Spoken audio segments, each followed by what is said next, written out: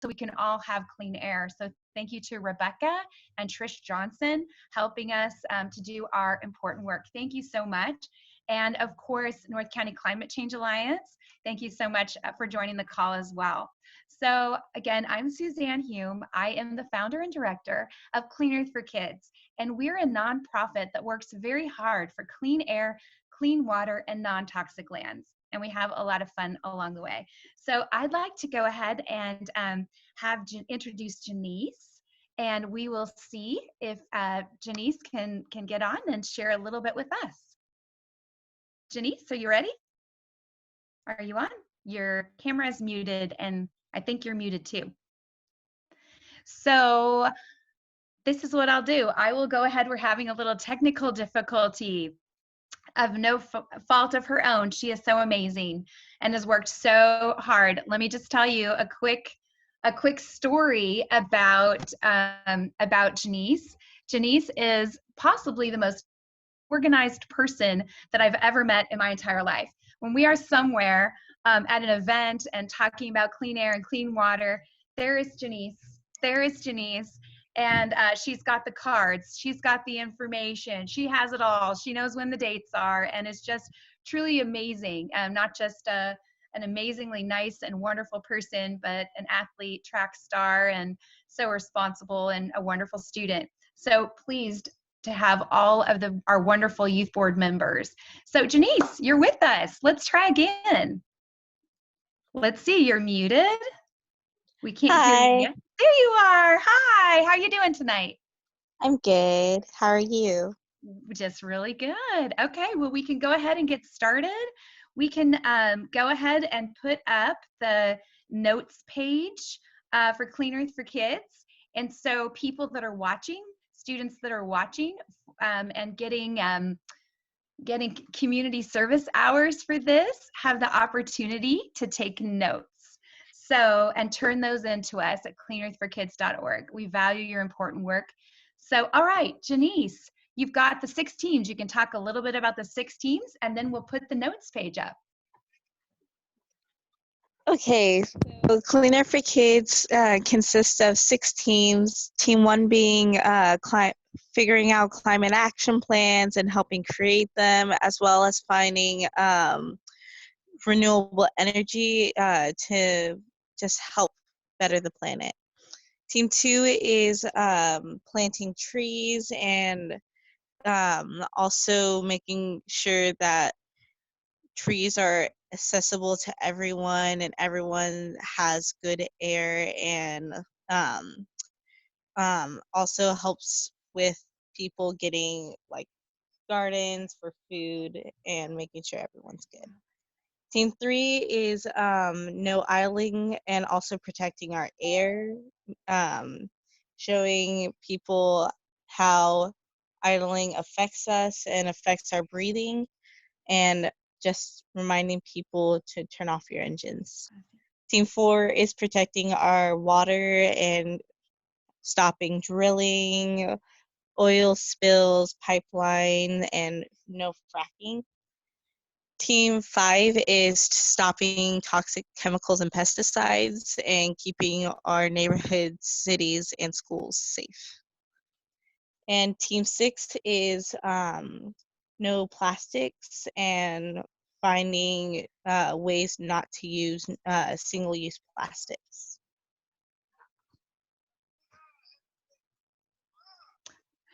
Awesome, great. Okay, so let's go ahead and talk about how students can take notes for community service.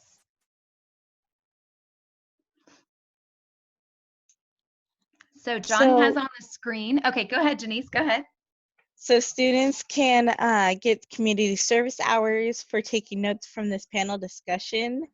And as you can see, an example is on our Clean Earth for Kids website at cleanearthforkids.org.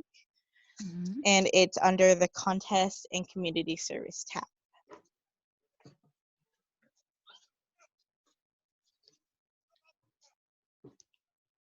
Audience there members. There you are, I have to say. Go ahead. Audience members can use their chat box at the bottom of your screen to write questions or responses. You won't be heard or seen, but you can write in the chat and we will try to answer all your questions. Also, you are welcome to stay on after this call to talk with Suzanne or other consultants. So, how is everyone Awesome. doing today? No. Yeah, we're all doing great. We're all doing great.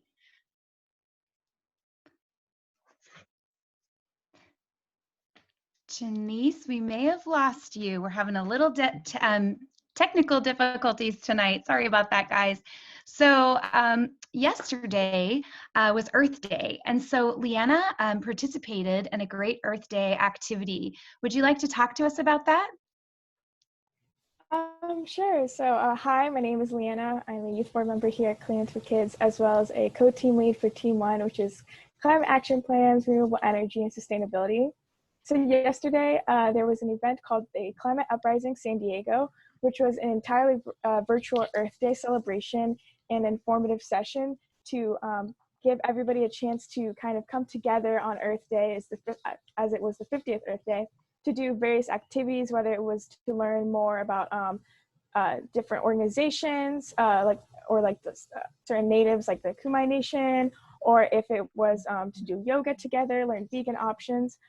Personally, I was on a high school panel to kind of give other youth and high schoolers specifically information on how to start eco clubs, and once they do start an eco club, what events that they can do and participate in, as well as other outside opportunities that they can do. I also mentioned a lot about a few things about Clean for Kids and what I would do with Clean for Kids and other outside opportunities youth can have, because obviously Clean for Kids is a great resource and organization to do a lot of great things with.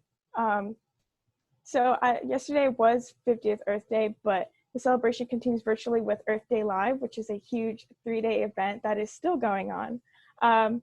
The link will be put to that in the chat if you're interested. Our friend Dr. Mustafa Santiago Ali, who we spoke with a few weeks ago and at one of our webinars, he will be, he's an environmental justice champion. He's with Hip Hop Caucus. He was a former EPA member. He's done so much for the environmental community. He will also be speaking here. So that's some really exciting stuff going on. So there's just so many people working really hard to make our future the best and the brightest and as clean as possible in the conditions that it is currently in. So please help us keep hope for our future and fight for our future. Great job. So Janice, would you like to go ahead and talk with us now about the 95 rollbacks that are going on? Yes, and thank you, Leanna. It's great to hear about people coming together and working for change. Right now, we are facing some serious challenges, and we need everyone of all ages to come and help use their skills and talents. There are 95 rollbacks in the Trump administration that take away the protections for our air, water, and wildlife. These harm our health. You see, now the EPA, Environmental Protection Agency, is run by a person who used to work in the coal industry. Coal is very polluting and harmful to breathe when it is burned. And it also makes coal ash, which is toxic, and it gets into our waters. It contains mercury, which is a neurotoxin that it hurts our brain. So the Trump administration has hired polluters in the coal industry and oil industry and the pesticides industry to be in charge of the EPA, the Interior Department, and others. These polluters want to be able to dump their toxic waste and now lead positions of our EPA. Can you imagine how the people working in the EPA who have spent their whole careers working to protect nature feel when now they have a boss destroying their work and taking away protections they worked so hard to put in place? Please note that the EPA of the federal government level that is doing the rollback and taking away. EPA rolling back protections for our air and water. California also has an EPA on the state level. We are not talking about the EPA on a state level. So we need to work together to try to protect our health and our future. Knowledge is power. We need to learn all we can and reach out and work with others. We need to learn policy, science, and inspire people with our art, music videos, that we create. We also need to be the change. Okay, youth board and audience, I will ask you the same question. Please feel free to write your thoughts or answers in the chat box or write on your own notes. Let's take a minute to talk about what in nature brings you joy. Examples are like flowers, butterflies, gardens, trees, forest parks, meadows, oceans, dolphins. Please allow a picture or word or thought to come in mind. Also, feel free to sketch. In Okay. one word or phrase, what in nature inspires you and what makes you feel joy? I mean, I guess I'll go first. One thing I personally love. I loved what you had to say, Janice. So awesome. And thank you so much for all the important words. Leanna, I'm having a hard time hearing you.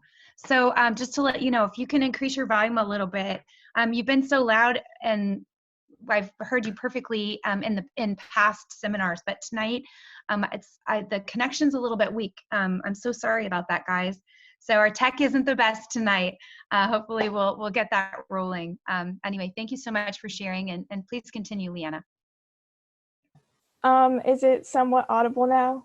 Yes, thank you. Okay. One thing that does inspire me in nature, I really enjoy mountains because growing up in Florida, I did not get to see many of them for a long time until I came to California. And I think trails and mountains, it's just really peaceful to walk through and just seeing how beautiful they are. And I personally really enjoy like mountain scenery.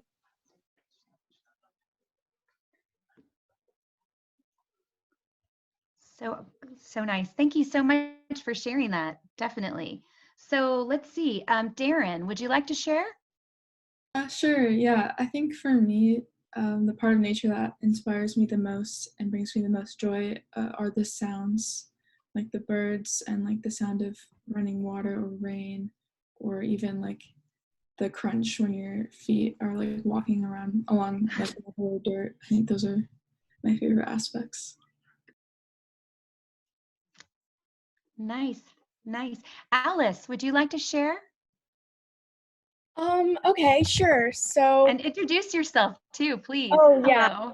Hi, my name is Alice, and I'm a high school student. I'm also a volunteer for Clean Earth for Kids, and I'm really happy to be here.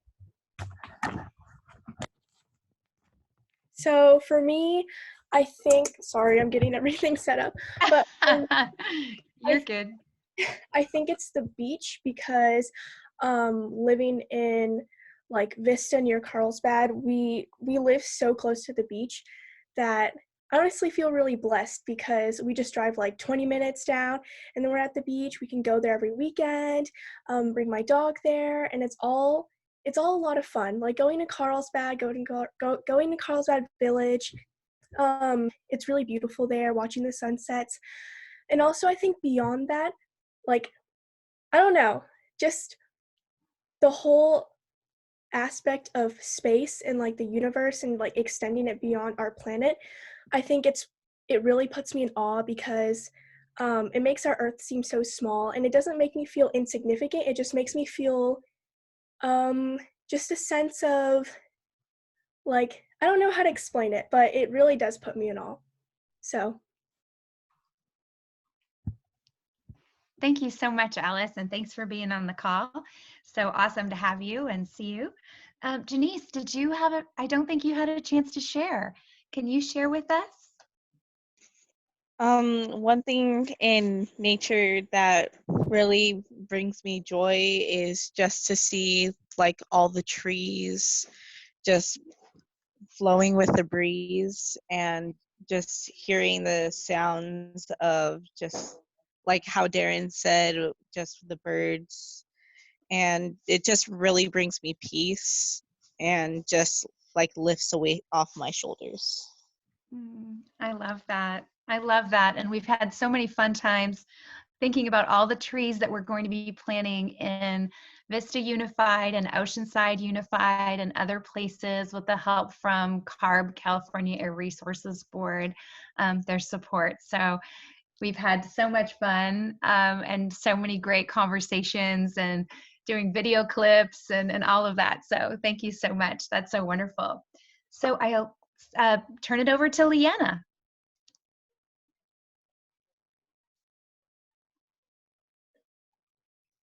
Okay. Just want to okay. So I just wanted to ask everyone else another question. So what inspires you or motivates you to take action about an environmental or health concern, and what can we do?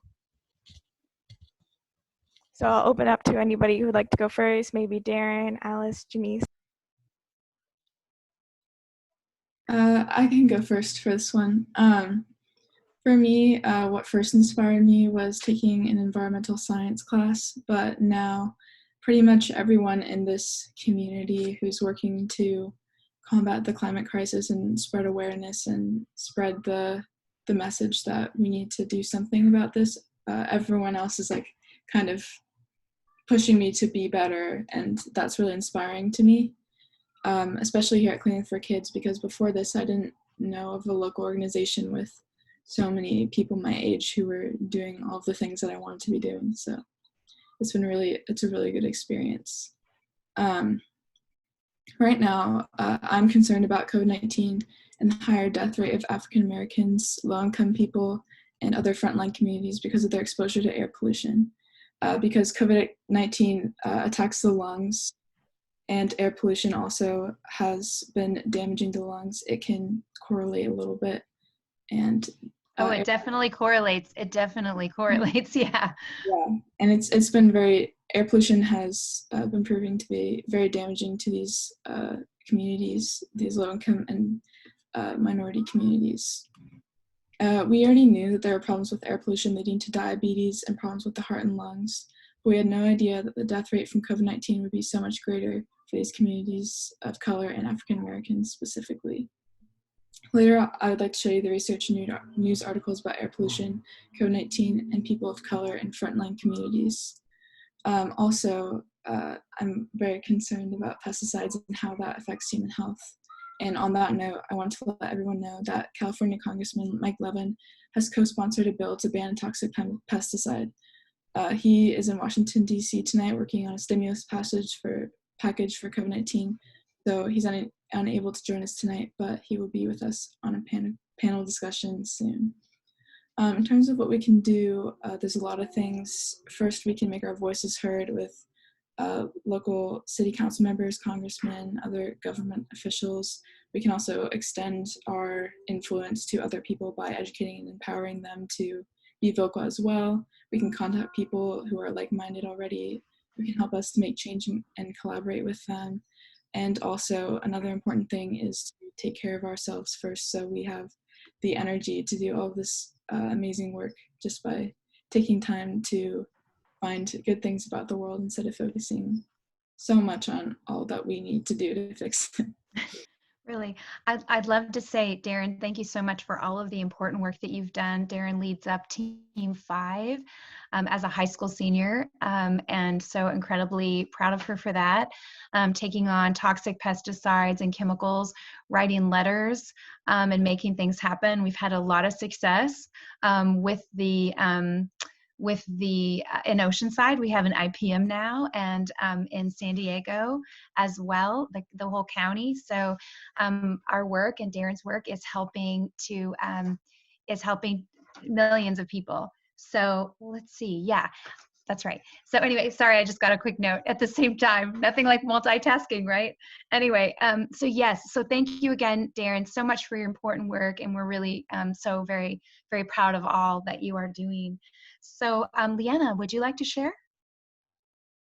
I was gonna ask Janice if she would like to share what inspires her, and then Alice as well, and then I'll personally go.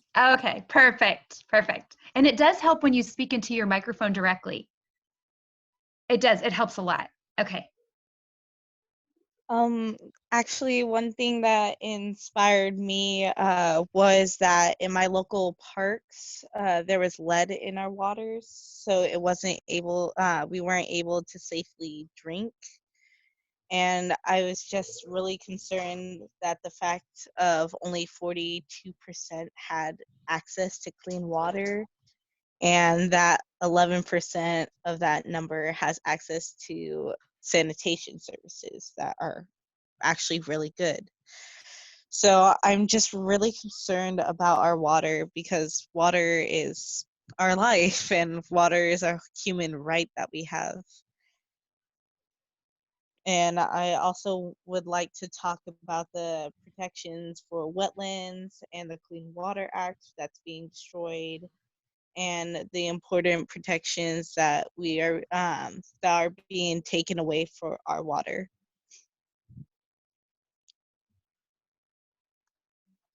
Thank you, and thank you for all of the important things that you do. At the end of tonight, I'm hoping to show the video clip that Darren made with your rap at the end. So that will be really fun to see. So thank you for bringing so much joy and to us and all of your amazing work. So thank you so much. Okay, Alice, what inspires you? I think for me, it's like the lack of concern surrounding us, where a lot of people are aware of this problem, but they aren't actually taking any action against it. Like, um, I don't know. I feel like everyone knows by now that climate change is a genuine problem that we're facing, but it's just such a huge issue that it kind of overwhelms them, and they feel like them as an individual, they can't really take any action. So I think what motivates me is having an organization like Clean Earth for Kids be around, because it offers a community of people who share the same passions as me, and working together we can really make a difference. And yeah, I think it's also great that this organization and also other organizations are beginning to listen to students and their voices, because I think for many centuries, or just in the past, students have kind of been ignored because they're seen as like young, and people think of them as like not being able to understand. They're too young to grasp certain concepts. And I think the fact that this organization is taking us seriously is definitely a big deal. Well, you're so amazing. Of course we would, and of course we do. So thank you, Alice, for all of your wonderful contribution. Okay, I guess I will go on what inspires me or motivates me. Originally, it was just just hearing about overall like the climate changing and everything, because I'm a very STEM focused person. So hearing about the science behind it, I was really concerned as to like why isn't any of this being done? Like why isn't any of this being worked on? Why isn't this being talked about? But as I've learned more about the movement as a whole, and just about like environmental like injustice and other things like that, I've been more concerned about human rights, and specifically our right to like clean air, clean water, and obviously our overall health. And something that I've noticed is how unhealthy things are for children in terms of synthetic turf fields that I've seen personally here in my city, Vista. Everywhere, it's like, why do we have these athletes on something that's so unhealthy for them, especially when we connect it to the current COVID-19 situation, in which the COVID-19 virus can live on plastic for 3 days. And when we have that on an area where kids are constantly in motion, where they play sports and they can't wash their hands, they can't wash their mouth guards, they're touching each other, they're touching themselves, it's really difficult for to like imagine all the safety and health precautions that come with that. So obviously we're not sure what virus will be of the future, and not saying that we should pay millions of dollars during COVID-19 to have a safer, natural, better solution. But I think it's important to realize synthetic turf fields have more downs even after this virus has arisen. Like before, there was a lot of problems concerning with different neurological problems, different skin problems. But now that we have a virus that can stay on certain surfaces, and that surfaces in the fields of where many children would play, I feel like that's a problem that we should be concerned about. And I feel like that is like has to relate back to human health and something. So I'm very passionate about health, as you can tell. Yes, for sure. I wanted to say that, yes, so we'll show that synthetic turf video at the end. And as Leanna mentioned, why would we be spending right now during COVID-19, what is happening in Oceanside, where we live? So the city council is proposing putting in a synthetic turf field. Each field costs between $1 and $2 million. And it's really expensive. And how are they supposed to keep this plastic clean, especially with COVID-19 and with the amount of need that people have? I mean, I just, in Oceanside and everywhere, anyway, just feel like that's definitely the wrong thing to do. All these people on the youth board and our nurses and doctors that we work with and consultants have talked to us their concerns about synthetic turf, about lead being not just in the surfaces, but in the plastic grass itself, and also PFAS. Sometimes we say PFAS, but anyway. So yeah, so we're very concerned about that. So we are taking action on a local level, and as Darren said, we work with the state and federal level as well. And we're really excited for Congressman Levin to join us. He had plans to be here tonight and is, as Darren said, working on a stimulus package in Washington, D.C. So he gets a free pass. Anyway, thank you so much for that, for sure. So awesome. So who's going next, Leanna?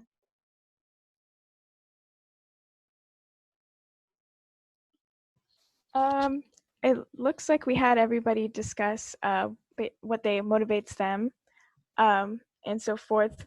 Except you, Suzanne. What motivates you? Oh, let's see. Okay, so let's see. Okay, so as many of you know, I was poisoned by pesticides and by a helicopter spraying crops below, and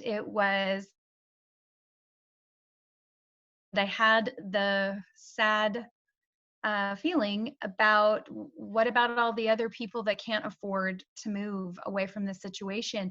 How am I going to stop this? And anyway, just led us into creating a nonprofit to try to figure out how we were going to stop the toxic pesticides and toxic chemicals. And we did more and more research and learned so many things we didn't know. And the no idling piece was because on our kids board, we have a kids board as well. Anyway, a student that I was working with was out in the park, and she reminded me, she said, you should move away from that. It was a truck with a tailpipe with all of the exhaust coming out and facing a park. And so, because I was holding my chest, I'm like, oh, that's bothering me. Let's move a little bit this way. And she said, yes, good idea, and pointed to a stroller with a little child there. So I thought, wow, there are so many things that we have to work on. So, and then I thought, gosh, I really would love to give students the opportunity to take action and also work with other organizations, and so happy to be doing that and have the opportunity to do that as well. So I don't think Darren had a chance to share again. So Darren, do you have something else you'd like to share? I don't think I do, but thank you. Okay. All right. Okay. All right. So, and what about you, Janice? So Leanna, you talked about climate action. So what ideas do you have do you think would make a positive impact in communities? And what would you need to make that happen? For one, I would strongly say that probably the most impactful and the most important thing a community can do in terms of climate action is a climate action plan, which is actually what my team does, Team One. We specialize in that, you could say. So the biggest question is like, what exactly is a climate action plan? So a climate action plan is this sort of structured framework that cities, school districts, states, even nations, they all utilize to kind of measure, plan, and reduce their greenhouse gas emissions and any related climatic impacts that are associated with such. So for first and foremost, I would invite you guys to go to our website, cleanforkids.org, under Team One Climate Action Plans. We have a bunch of samples for you guys. If you're doing a school district, if you're doing a city, if you're doing a county, a state, nation, literally for every single level, we have a sample you could use to be inspired to write your own, or just bring that upon. Or if your city or a school district already has one, but they're missing a few things you'd like them to add, just kind of look over it and then use ours as an example of what they could add. Another thing that they could add, like say, I know personally a lot of climate action plans that I've looked at, they lack no idling policies and resolutions and such, that's very important. Another thing that they might lack sometimes are community choice energy and a few other things that I might talk about in a future webinar. I'm not going to get too in depth right now, but I think those are some of the most vital things a climate action plan could contain, as well as mitigation strategies, which are strategies to obviously reduce greenhouse gas emissions via transportation, because transportation is a huge part of greenhouse gases, as well as other simple things like green businesses and when you build new buildings, make sure that they are as eco-friendly as possible and within their energy uses, and leaning towards more renewable energy sources rather than fossil fuel sources. Important stuff. Thank you so much. Important stuff. Thank you so much. So Darren, do you have something to share about air pollution on that note? Okay. Yeah. So air pollution damages the lungs and COVID-19 attacks the lungs. So they talk more about environmental justice, thinking about the frontline communities. In case you did not know, frontline communities are those communities where an issue confronts them first. So think of it like the front line in war, like they're the first people who are exposed to air pollution or a pesticide or something like that, and they often have the highest levels of exposure. Lower income people live closer to the busy roads, airports, and toxic waste dumps than someone who can afford to live in a nicer area away from all this pollution. So frontline communities are often disproportionately lower income or communities of color. And since I want to reduce air pollution in all communities, something universal that Leanna also touched on was transportation, like taking public transportation, carpooling, biking, walking, or if you don't have access to those, maybe using an electric vehicle, which don't pollute the air. However, any vehicle, no matter if it produces air pollution or not, the rubber tires, sorry, my voice is weird, bits of plastic behind on the road, and these get into our waterways. So no matter what, the tires will pollute, but for electric cars, at least they're not burning toxic fossil fuels that make the car exhaust. And greenhouse gases. Yeah, definitely. I also know, I just would like to say thank you guys all, because you do this important work and you inspire me every day. So thank you so much.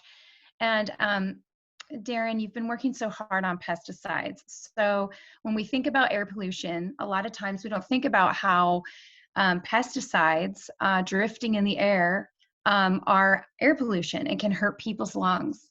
Can you talk to us about what pesticide drift is and how it affects us, and some ideas about that? Sorry, I have a presentation actually, so I will Okay. my screen.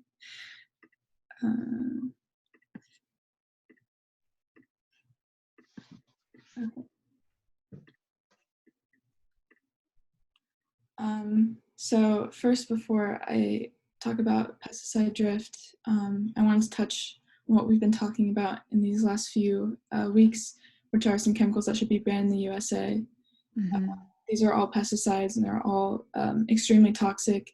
The US uses over 77,000 different pesticides, I believe. And so if we're going to start anywhere, it would be with these four I'm talking about now. Also, something to know is that I believe 90% of Americans have a detectable level of pesticides in their system. So if that's going to be inevitable, we should try to make that exposure not from the ones that are neurotoxic and carcinogenic. So the first one to note is chlorpyrifos, which is neurotoxic. It's infamous for causing developmental damage for children, such as like ADHD, lowered IQ, depression, things like that. They're found on crops and produce that we consume, also on golf courses or parks. Right now it's banned in California, and it will be banned in 2 years.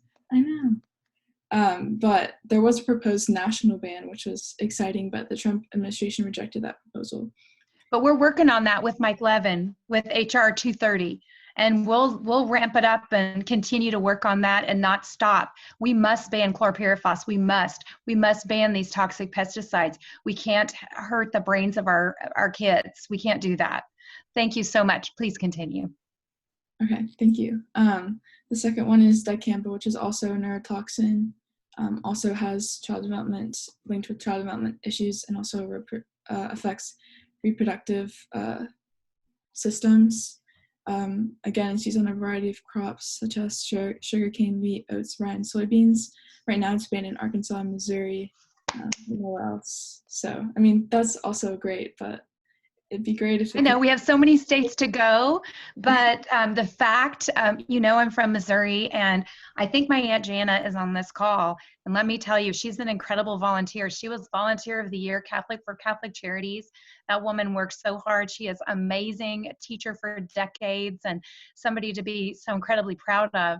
And I know that she absolutely works for children's health and the best for them. So thank you so much for doing this presentation. I'm sure it's very enlightening to her, and hopefully we'll all be able to work together to get chlorpyrifos banned in Missouri and other places. Anyway, continue. Go ahead. The third one that should be banned is atrazine, which is neurotoxic and carcinogenic. It's linked with endocrine disruption and kidney and liver damage. Again, commonly used on crops. It's banned in 7 European Union countries, but it's not currently banned in any US states, although some, like California, have restrictions. The last one is neonicotinoids, which it's not actually one chemical, it's just a class of neurotoxic insecticides. The reason that they're named that is because they're chemically similar to nicotine. One of the most disturbing parts of it is not only that it's neurotoxic, but it's harmful to bees. And so that affects our environment profoundly if bee populations are affected by this. Again, used on a variety of crops, and it's banned in 16 European Union countries. And this one is fairly new, so there's not as much research around it, but from what we've been able to tell, this is already not a very good class that we should be allowing in our country. And let me just say real quick, Jay Kloppenstein, who's on our board, who is an extraordinary educator and all things green, major gardener, all that kind of stuff. He'd agree with all that you said, and working hard to plant for pollinators and do the work that we can. So he helps out Team 2 that we have with trees and flowers, and all our teams actually, but with gardening tips, master gardeners, all of that. So we will have more information on our website, and I'm excited to help and promote community gardens and all kinds of gardens. So thank you so much. Okay, and then 2 other things that we should still be aware of are lead and asbestos. Lead is toxic to humans and wildlife. There's no safe level of lead. It's found in synthetic turf, makeup, lead bullets, and tackle, which the Trump administration recently overturned a ban on lead bullets and tackle on public lands. So that's been affecting wildlife. And the people who use the bullets and eat the meat. Right. It's kind of a butterfly effect there. It causes cellular damage, and in the worst case scenario, you can die from lead poisoning. Similarly, asbestos can lead to chronic lung diseases and cancers that are also very fatal. Asbestos, there's not been a proposed ban that I know of, but what the Trump administration has done is it's limiting the scope of their research on asbestos, excluding like asbestos used in older homes or like different avenues that asbestos is found. So basically this could lead to lack of serious action if they minimize the effects that asbestos has on our population. Right, because if you limit the scope of your research, like the main environmental law right now, main environmental law of all, right, NEPA, it's the National Environmental Protection Act. When you start taking away protections and rules, that's when you get into real trouble. So we're very concerned about this. It's sort of like if you have a table and you start pulling out the legs and doing all of these rollbacks and rules and things like that, you're not left with the things that we need to protect our air and our water and all of those things. So we're very upset about the actions of the Trump administration for all of these things. The lead, the asbestos, the chlorpyrifos, so many things, and a list of those rollbacks, 95 of them are on our website. And then you can use the tracker from Harvard University and Cornell to look and see on our website and others to find out what's happening with that specific rollback, the process of this. So every day we hear about, it seems like there's a new rollback, and then environmental organizations, we get busy writing letters, and other organizations like Earth Justice and NRDC, they have their lawyers ready and are fighting this in court. And I just, it's such a waste of time and resources. Just think of all the great things that we could accomplish if we weren't focused on trying to stop these things that are so harmful to our kids. So if we really care about kids, then we really need to be informed and see what's going on and what we need to do to protect our kids and our future. So thank you so much for that. That was just awesome. You're so inspirational. All of you are so inspirational. Are you going to talk to us about pesticide drift? Yes. Okay, I'm excited. So pesticide drift is basically when pesticides are sprayed, little particles drift in the air and can reach areas where it's not intended to go. Something that affects us profoundly in schools and in farming communities. I have some stats here, but basically a lot of rural communities and even urban communities have agricultural lands near them or like right on their Yeah, areas. yeah, right there.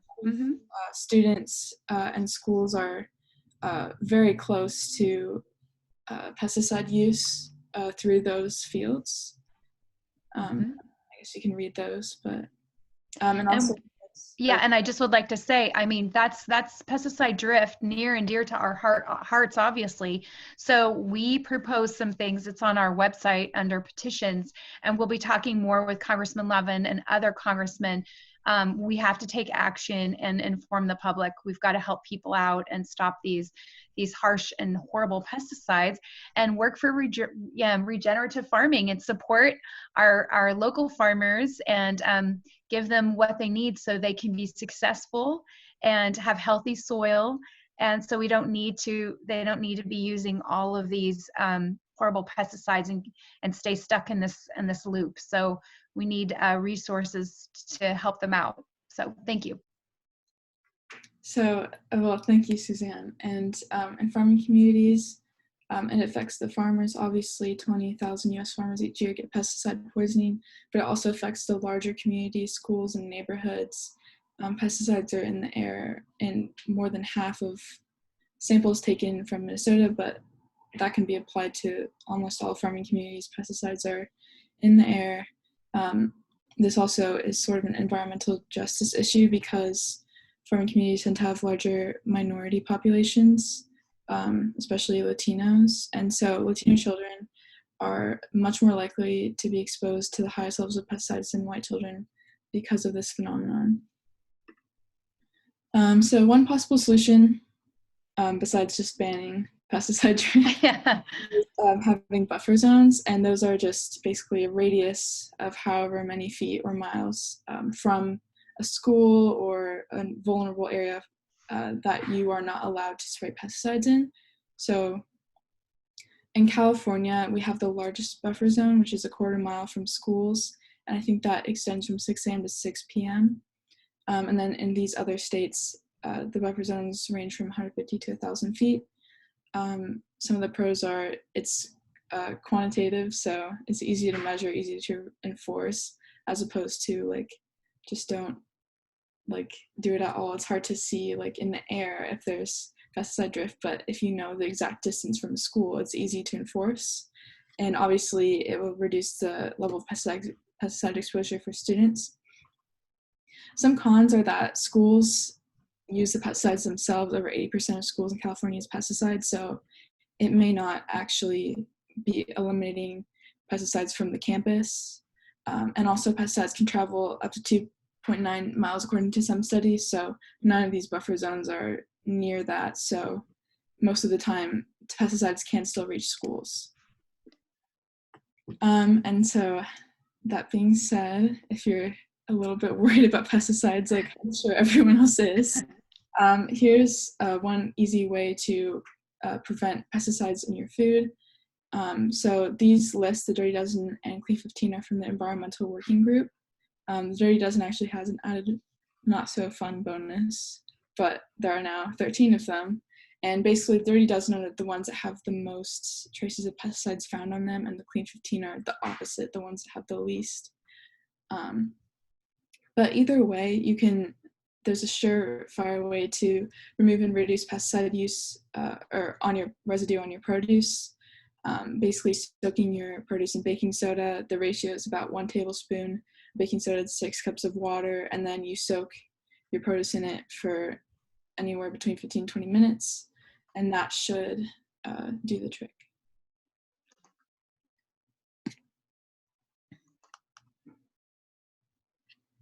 Excellent information. Thank you so much. It just warms my heart. So wonderful. Leanna, would you like to share? I would just like to ask Janice what she's doing to protect our water, and if there's anything she'd like to share on behalf of like water rollbacks and stuff like that. With water rollbacks, as you saw earlier, the picture of 95 rollbacks or undoing protections we need for air and water and land by the Trump administration and the EPA. I'm concerned about our water and also our wildlife biodiversity. Biodiversity means the variety of plants and animals in an ecosystem. A wide variety of plants and animals will survive better together than if they are just a few species. For example, if there are no mice or rats, then hawks will have less to eat. Or if the frogs in ponds are killed by pesticides or pollution, and the frogs die, then there will be more insects than frogs would have eaten. So we must take care of the environment for our future because it's just the right thing to do. So this new rule gets or destroys the wetlands. So instead of protecting our wetlands, now a bulldozer can come and fill in the wetlands with dirt, and they can build on it, and they don't have to replace the wetlands or have another area for those animals and life that was there. Wetlands are essential because they control flooding, filter our water, clean our air, and provide essential habits for animals, insects, and life. Mm-hmm. Wetlands are areas that are flooded by water either all the time or part of the time of the year. Many birds, ducks, frogs, plants, insects, and animals live in wetlands. Wetlands are areas that are in between land and water. So wetlands are a very important part of our environment because they not only protect against floods, but they also clean pollutants from the water. Trees and plants live in or near the wetlands, help filter and clean the water. Wetlands are biodiverse and provide homes for animals and plants, some that are not found anywhere else. So the Trump administration and EPA are getting rid of the policy called no net loss policy Mm. that was used to maintain the amount of wetlands in our country. This policy has several benefits like protecting wildlife habitats, creating public recreation areas, flood control, and cleaner water. The policy required any projects that damage or destroy wetlands had to restore or create the same amount of wetlands somewhere else. So here, public employees for environmental responsibility estimate that now because of the rollback or new rule, now up to 60% of the U.S. waters and wetlands and 90% of the arid west could be filled without permits under the new rule. 90%, Janice, 90%. That is so outrageous. That is just so outrageous. Wow, those statistics are amazing. Thank you so much. I'm sorry. Keep going. Doing amazing. So now up to 90% of our wetlands can be filled in with dirt and no place for these animals and plants to go. This new rule will destroy the entire ecosystem. It is misleading to call something a rule that is harmful. Rules are supposed to protect us. So they named it the Navigable Waters Protection Rule. This means people and companies who fill in or put in and build over wetlands and waterways are no longer required to create and protect new wetlands. This will increase the chance of flooding, which causes major property damage. Floods are a serious threat for most of our country. Also, these terrible rules, this terrible rule reduces the amount of clean water in the country. Also, the EPA estimates this new rule will cost wetlands preservation businesses between $217 to $485 million annually. This means that scientists, people working to restore wetlands and protect them, people working in office jobs feeling good that they are helping to protect something so important and vital in our ecosystem and flood control will be out of a job. And I'm just wondering, why is this and who is benefiting from this terrible new rule? The reason that wetland preservation businesses will lose millions and millions of dollars is because without this rule, the people building over and destroying a wetland don't have to create another wetland. So people who restore and create wetlands, scientists, project managers, and people working in the office running the programs will be out of jobs because these businesses will not be able to do their job to protect wetlands or restore nature. I will share the article published April 21st, 2020. I'll type this in the chat. And the EPA released the Navigable Waters Protection Rule on April 21st, 2020. Again, as I said, it should not be called a protection because this rule dramatically reduces protections in the Clean Water Act. The Clean Water Act was passed in 1972 after a major oil spill caused tremendous damage to the ocean, killed many animals, destroyed businesses, and ruined beaches and tourism in Santa Barbara, California. The Clean Water Act is the main federal law to protect waterways from pollution, and it was one of the nation's first environmental laws. Mhm. What helps this environmental law stay in place and be effective is all the other rules holding up and supporting this law. For the Right. Clean Water Act to work and make it enforceable, you need rules holding up that law. It is the foundation of the house. You Yeah. can't take out the floorboards and start taking out the foundation and still Mhm. say you have a safe house. Yeah. One of the major changes in the navigable water protection rule is to leave out a policy called the net loss of wetlands policy. Mhm. This wetlands protection or policy was first adopted by President Bush in 1989. He was a fisherman and he wanted to protect the water. Former President George Bush Sr., however, was from Texas and drilling for oil back in the days. The wetlands protection policy was expanded under the Waters of the United States WOTUS rule in Mhm. Mhm. 2015 under President Obama. Waters of the United States is written how I said. It's WOTUS or also, whatever, right? yeah. I'm also concerned about the other rollbacks and undoing of water protection. You can read about those in an article on the homepage of our website, cleanerforkids.org, and then go to click to the links for Harvard University or Columbia University and read the latest about what's happening for each of these protections. Thank you Yeah. all for listening to my presentation, and we hope you will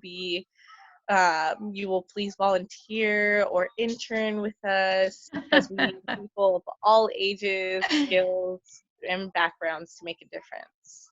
You can also check out our cleanerforkids.org website for more information. Also, next week I will be talking about PFAs, why they're dangerous, and how they are in plastic, or PFAS.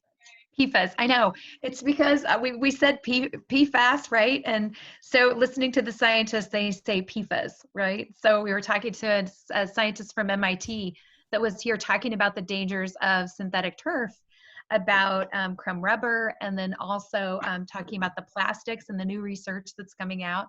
And so she was out here, like I said, from the East Coast, and we met for dinner, and she's just done amazing work with safe and healthy playing fields. And there's so many people out there, like all over in Massachusetts and all of, so many states out there. And a big shout out to all of our friends that will be listening to this later.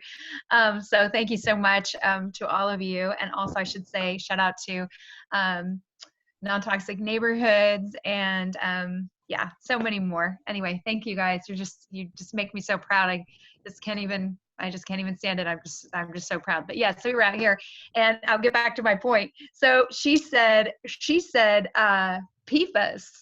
and I thought, well, goodness sakes, we have been saying it PFAS for way too long. Anyway, so yeah, so anyway, we're so grateful to have friends working in so many the medical fields, and so proud of Kevin, who is planning on being a nurse. He's going to be at SDSU next year, and that's amazing. And Leanna, who I think is going into epidemiology, that's her plan, and infectious diseases, and so many more so many more interests and things like that. So proud of all of you for sure. So Leanna, did you want to share?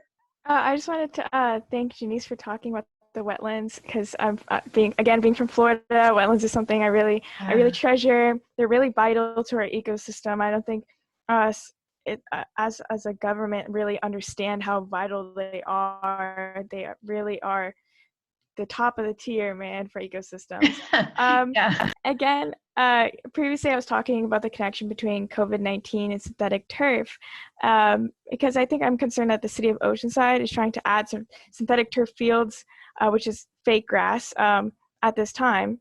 So this workshop was supposed to be next Wednesday at 2 p.m. I'm not sure if that's still going on. No, they're having it. So they had Virtual? promised us that, yes, can you believe it? They had said they would not have the synthetic turf conversation until we were able to be there, because we had voiced our concerns. You know, we had scientists, water scientists, so many people, and letters from Dr.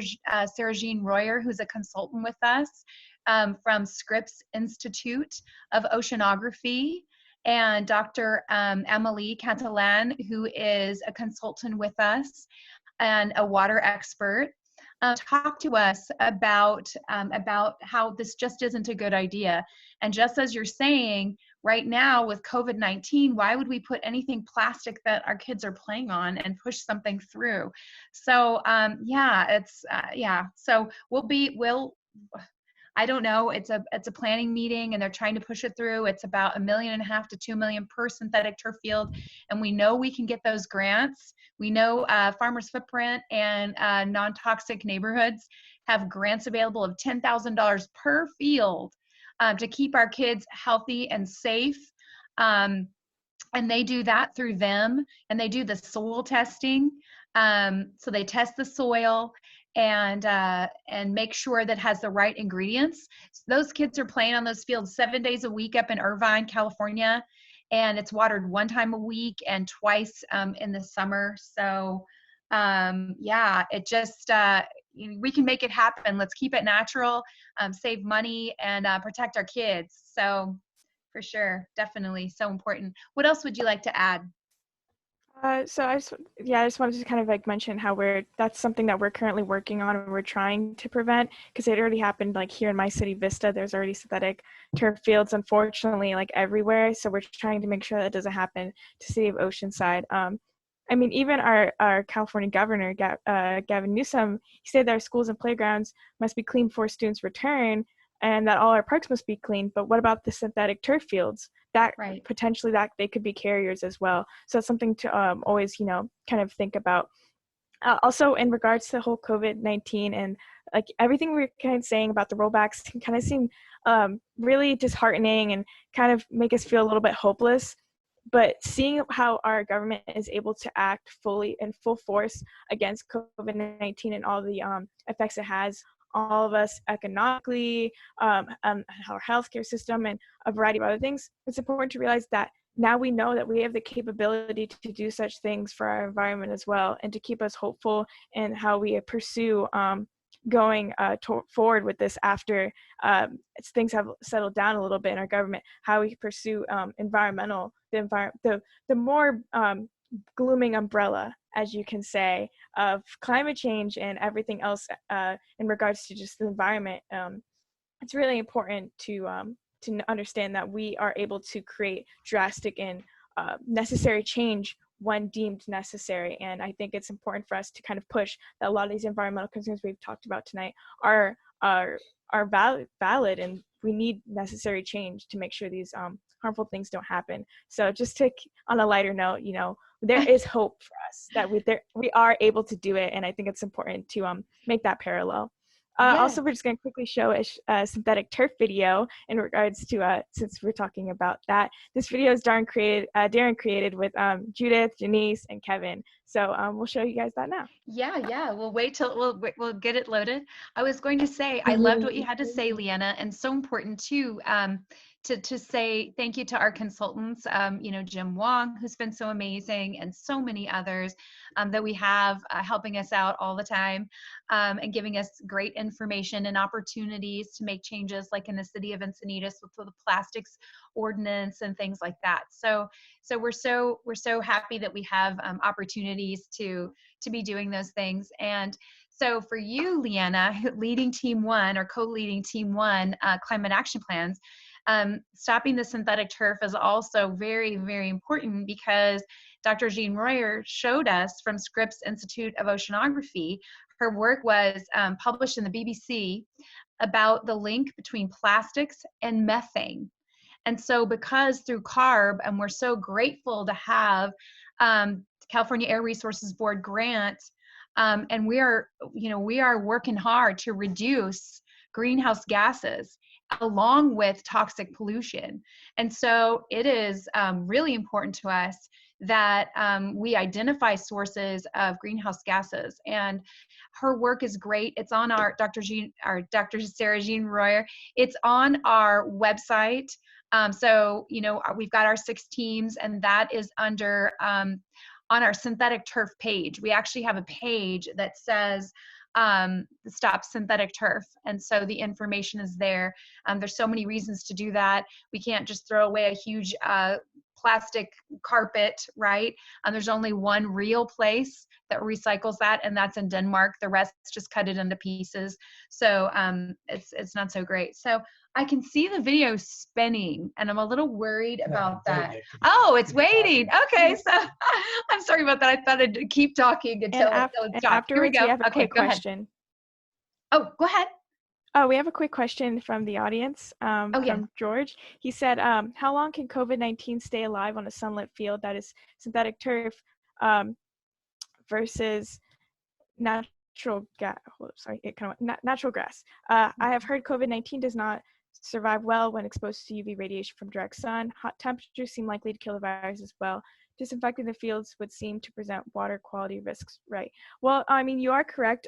Many coronaviruses do follow the path that at higher temperatures, they are usually killed, and that's what we assume COVID-19 will also follow. We are not 100% sure yet. However, you did mention about disinfecting the fields would seem to present water quality risks, right? And you are correct, it would, because if we do, depending on what they use, it could be runoff is very dangerous and so forth. But I think what the most important thing to realize is that while the COVID-19 situation is important and how we kind of connected that to synthetic turf, but in the future, if another virus occurs and it stays on, we don't know how long that virus stays on plastic, that instance could further spread that virus later on. So right now, yes, everyone's inside. It most likely will die on the field, hopefully, so no disinfection is necessarily needed. However, in future instances, that is a circumstance that we need to consider, that it could spread the disease, especially among athletes, among children, those using the field most often. And I think that's something to consider when we are trying to stop these implementations of synthetic turf fields. Absolutely. Thank you for your question. Plastic is not and plastic is just not the way to go at all. Plus, synthetic turf fields are hard to clean if you think about the multiple layers that they have, and we don't want kids to take home a little parting gift of a piece of synthetic turf. Take that home with them. That's covered in virus. And also 70% of the fields tested, synthetic turf fields tested positive for MRSA, and that is an antibiotic resistant problem, infection. And so and that's a really big deal. So there's so many reasons to not do that, and we want to avoid harsh cleaners. But in real time, when kids are playing, how can we keep that clean? So thanks, guys, so much for being on with us tonight. So we'll show you this great video, Janice, and then you can see her wrap at the end. And next week you can join us. We'll be right here, same time, same that channel, and we're going to talk about some websites that help you determine whether your lotion and makeup, the ingredients are as safe as you'd like. So that's great. And then we'll also talk about what we can do to push and move these cities and states along to ban these toxic pesticides and chemicals, and more about climate action and things you can do. And of course, we'll keep on it with the water. We just received some good news about water, Janice, that I can't wait to share with you. It's not in regards to what you shared about the wetlands. I'm sorry about that. But it seems Earth Justice has had a victory with a rollback, and went to the Supreme Court. And anyway, we'll talk more about that next week. So, and I'll talk with you, Janice, about that tonight. I will be sending you a text with this good news, and all of you. So thank you again so much. So we'll close with this great video. We know that Kevin is not with us tonight. He's studying, but you can check out his great poetry on cleanforkids.org. Judith also has that same study session, or maybe it's a different study session. Anyway, we've got some people that have study sessions tonight, and you can see Judith's great art. You can make a no idling sign that we can post. Thanks to CARB, California Air Resources Board. So there's information on our website. So, all right, we're ready to see this wonderful video. Thank you guys so much. And oh, we're also missing Gabby tonight, and prayers are for her grandmother who has been hospitalized. So thank you guys so much. So, all right, we're ready to see the video. I think, right? Look at this beautiful park. Did you know that they want to replace this with synthetic turf? Plastic? Hi, I'm Suzanne Hume, Clean Earth for Kids. We're all working really hard to stop this synthetic turf from coming into this park. I'm here to say no to fake grass in our parks because they can release harmful chemicals that babies or kids can inhale or eat. Synthetic turf contains toxic chemicals that can seriously harm one's health, especially children and students, who are the ones that would be using the fields. For example, PFAs, a type of compound used in synthetic turf, are linked to high cholesterol, thyroid disease, decreased fertility, and pregnancy-induced hypertension, decreased vaccine response, and ulcerative colitis, ADHD, among other things. Latex is also found in synthetic turf and can cause horrible reactions for people with serious allergies to it. Additionally, the crumb rubber used to provide a cushion for players on the field contains at least 5 known carcinogens: cadmium, benzene, nickel, chromium, and arsenic. As an athlete, I might be tripping a lot on that field, and I really don't want to be tasting the taste of cancer on the floor. I don't want to scrape my elbows, my knees, my hands on something that came into my blood and ruin me later in life. The synthetic will not try to maintain its temperature, unlike real grass. Living organisms everywhere, they all try to maintain a certain temperature to live. Synthetic grass is not living, and it will get hotter and hotter to a point where it can melt and it will burn. When dogs or when my shoes touch that turf, it's going to stick onto my shoes. It's going to ruin my shoes, and then I need to buy more, or it could hurt my feet as well. And I do not want that happening. It is said that synthetic turf reaches a heat of 20 to 50 degrees higher than the temperature outside, which causes heat strokes, migraines, and dehydration or burns. Each field costs between $1 and $2 million. It would be $14 million, not including the cleaning that would need to take place. Why waste money on fake grass when you could use it for more important things? For kids, for example. Instead of approving synthetic turf, we ask Oceanside to use money to restore the grass, provide play structures, equipment, and benches for children and families. So please, keep it natural. Care enough about our kids to do the right thing. Stand up and say no to synthetic turf and fake grass. Thank you so much.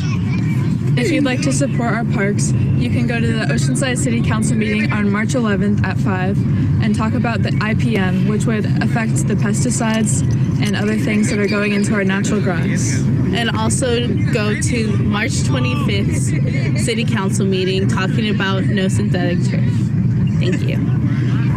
We're Clean Earth for Kids, and we're here to say we got 6 great things so we can save the day. We have renewable energy so we can stop all this pollution and greenhouse gases that our cars are producing. We have climate action plans so we can plan to save Earth without the help of that synthetic turf. You're so fabulous. You're all just amazing. Thank you guys so much for all of that. So I'll stay on the call. You guys, I'm sure, are going to have, need to get your work done. You've worked so hard. So thank you again so much. So I'll be on the call if any of the people who have called in would like to type questions in the chat, or I can promote them to panelists so they can be on the call. So thank you again so much, guys, for everything. So anyway, any last comments, I guess I should say? Anything from anybody?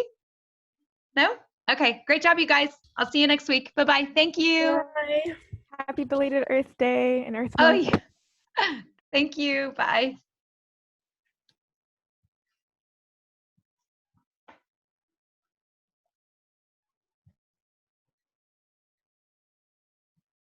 Hello.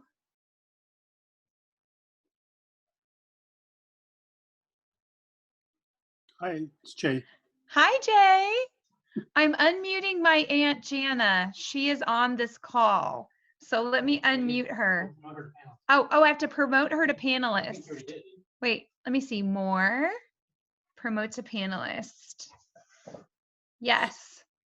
Oh, I lost her. Oh, no, I do. She's here. She's a panelist now. Let me see. So let me see if I can unmute you. Yeah, unmute. Hold on one second.